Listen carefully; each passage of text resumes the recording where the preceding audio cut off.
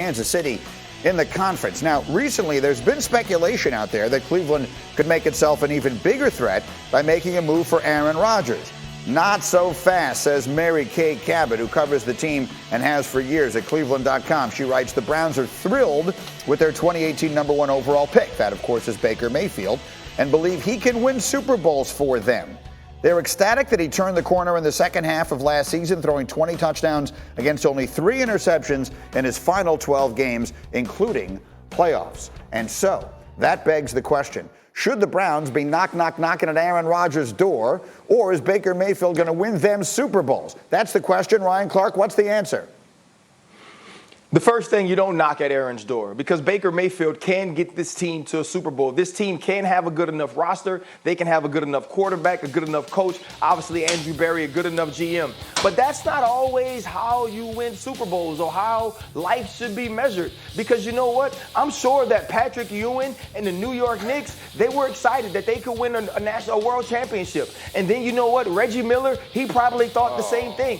Oh, what about Charles Barkley, who wins the MVP in Phoenix? Or maybe John Stockton and Karl Malone, 2 Hall of Famers in Utah. All of those people were good enough to win NBA championships. All of those people are in the Hall of Fame. All of those people just happened to be playing when Michael Jordan was playing, which Baker Mayfield, for most of his career, if not all of it, will be playing with Michael Jordan in his conference, and that's Patrick Mahomes. So I think that the Cleveland Browns are maybe the most complete roster in the AFC right now, and they have an opportunity, along with the Buffalo Bills, to compete with Patrick Mahomes and the Kansas City Chiefs in the AFC Championship. Would I pick them? No. If they're favorite, would I pick them? No. If Patrick Mahomes is alive, even if he's limping and his left arm is tied behind his back, am I picking Cleveland? No. But will they be good enough at some point to compete? Yes, they will. Am I going to say they're going to do it? I'm not. And if they do, then you be happy. But you have a franchise quarterback. Don't trade him away or go looking for Aaron Rodgers right now, because it's about being good for the foreseeable future. Here's the thing, though, Dominique, I feel like he's arguing against himself, which is to say that, you know what would change that paradigm? Do you know what would make that different? If Aaron Rodgers was their quarterback. If Aaron Rodgers was the quarterback of the Cleveland Browns. It's only worked once for the Green Bay Packers, Greenie. What's that? Only worked once for Green Bay, and he had an elite defense. Green Bay had him a long time. If you switch those two and Aaron Rodgers on the rest of the rosters they'd be talking about, what conversation would we have? Aaron Rodgers is the Green Bay Packers. It's different. Baker Mayfield's got the best roster in the entire conference. It's different. It is very different than talking about this team if you just added him as a free agent. McFly, you're going to have to trade for him, which means you're going to have to send a lot more of your talent out the door. So I understand why they're saying publicly we are not looking to call and find and trade for Aaron Rodgers. But if Aaron Rodgers was a free agent, this would be a different story. I think that trading for Aaron Rodgers, because they don't want Baker Mayfield, they have Jordan Love. If you're going to get Aaron Rodgers out of Green Bay, you're going to have to give up some of those pieces that make that such an attractive destination. So this is different. And given how we understand that quarterbacks with some power can make things a little bit uncomfortable, given the Aaron Rodgers situation, the Carson Wentz situation, I understand why Andrew Berry, who I think's had a great offseason so far, why he doesn't want to make it public, why he's not calling around looking at Aaron Rodgers, because then you're stuck with an angry, disgruntled Baker Mayfield. So if Aaron was a free agent, we have a different story. But Aaron's not a free agent. So just go ahead and slide back, put out these comments. I don't want Aaron Rodgers. We got our franchise quarterback. I love blah, Baker. blah, blah, blah. Exactly. Baker's my man. He don't believe that in his heart. He's not a fool. That's what I said in the tease. This is why they got it exactly right, Graziano. They're exactly right to say they don't want Aaron Rodgers, because he's not coming anyway. Aaron Rodgers and Shailene Woodley are not looking to get to Cleveland under any circumstance. That's not what's going to happen here. So if they come out and say or suggest they want him, now you're going to wind up the same place the Jets were in 2012 when they went after Peyton Manning, even though they had zero chance of signing him. And you know what they wound up having to do? They wound up having to give Mark Sanchez a $40 million contract extension because they hurt his feelings. Don't make that mistake again. The Browns got this right, because Graziano, Rodgers isn't going there no matter what happens. Yeah, it doesn't sound like you're going there anytime soon either, Greeny. Comments like that, you're not going to be welcomed back to the shores of Lake Erie. He just left. But look, Aaron Rodgers, From what I understand from the Browns, and what Mary Kay is writing is correct. They do like Baker Mayfield. They believe they can win with him. They thought he showed good strides last year, but I think they're going to get a chance to put their money where their mouth is. This offseason is the first in which Baker Mayfield has been eligible to negotiate a contract extension with the Browns. And yes, they picked up his fifth-year option for 2022, which gives them time. What that extension looks like and when it happens will tell you a lot more about how they really feel about Baker Mayfield than what we hear in terms of anonymous quotes and anonymous opinions from inside that organization. I believe that they are all in, and they're in a don't rock the boat situation, right? They like what they have going on. But in terms of Baker Mayfield, we'll find out exactly how they feel when the numbers come in.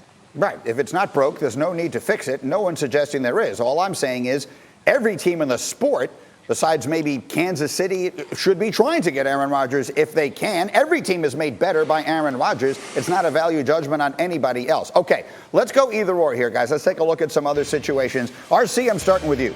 Who starts more games this year, Mac Jones or Trey Lance? Who you got? I believe it's Mac Jones because it feels like San Francisco is trying to do everything to not start Trey Lance or not put any pressure on him. We're just going to move up to 3. We're going to give up all these things. We're going to draft you, but we're cool with your sitting behind Jimmy Garoppolo until you're stinking 32. No, if you're ready to play, you play. And so, to me, I know that New England is about winning. This team is set up for a game distributor like Mac Jones, and I think he will be the starter before Trey Lance. Graziano, who has a bigger sophomore season, Tua or Jalen Hurts? I'm going to go with Tua. I think the group around Tua, to me, looks stronger right now than what Jalen Hurts has around him in Philadelphia. Again, on paper, we will find out. But I do know that the Dolphins always looked at last year as, I don't want to say a red shirt, but a learning and development season for Tua, and they believe he's positioned to make big strides this year and look like the quarterback that they drafted him to be. Dominique, top of the draft. Who throws more touchdowns this year, Zach Wilson or Trevor Lawrence? I got to go with Trevor Lawrence, the #1 overall pick. They don't have a great offensive line down there in Jacksonville, but they got some great playmakers and great weapons, and I think it boils down to who's better. I'm not sure how good Zach Wilson is. I'm not sure how good he is because we saw him dominating a low level of competition. We'll see what happens. There's more growth for him than there is, I think, for Trevor Lawrence. So I think Trevor Lawrence steps in and throws more touchdowns in his first season than we see out of Wilson. All right, fair enough. So long as if by Trevor Lawrence you meant Zach Wilson, then I agree with you completely. Okay, now let's continue sort of putting a finishing touch on last season and looking ahead to next, because we all know that playoff teams get reshuffled every single year, even in this one, in which there's going to be one additional playoff team in either conference. So give me an NFC team that was in the playoffs a year ago that is going to miss the playoffs this season. Dominique Foxworth. I think it's the Saints. I think that Drew Brees meant a lot to that organization, and we're uncertain about the quarterback situation. If they're going to shift this all to a Jameis team, which I think is their best potential option, we'll see what happens. But this team is going to have to be leaning a lot more on their defense than they had in the past. So I think that they probably missed the playoffs down there fighting to win the division against Tampa Bay. That's an interesting one. Graziano, who are you looking at? Yeah, I think I went a little easier one. I went with the Bears, who were only 8-8 and got in as a wild card team last year because they had expanded the playoffs to 7 teams per conference. So I think this is going to be a year where they're figuring out the quarterback position. When does Fields start, et cetera, and what do they have around him? But I think Chicago is probably a team that snuck in last year and probably can't expect to do the same thing again in 2021. Fair enough. RC, which way are you looking? Listen, I'm going to go against Graziano because lately he's just been a curmudgeon and he's been upset with Aaron Rodgers, upset with us on group text. So I'm going with the New Orleans Saints with my boy Dom. Listen, losing Drew Brees isn't just about what he did on Sunday. It's about what he did throughout the week, the ways that he allowed that offense to progress and watch others run it. Also, we've never seen Sean Payton go 16 full without Drew Brees at quarterback. You lose a lot of people because of the cap casualties, and I think that the New Orleans Saints will be rebuilding this year. All right, if you guys think you're going against Graziano, wait till you hear this. I think it's going to be the Green Bay Packers. The minute they trade Aaron Rodgers, the Green Bay Packers are no longer even close to the best team in that division. I actually think the Bears are going to win that division. Their quarterback play gets better. They traded up to draft Justin Fields. That defense remains good. The Green Bay Packers without Aaron Rodgers, I mean, that's like the Rolling Stones without Mick Jagger. I mean, Charlie Watt's a good drummer, but I'm not 100% sure. You guys could have come up with a better reference than I just did. What's the reference I'm looking for? We like that one.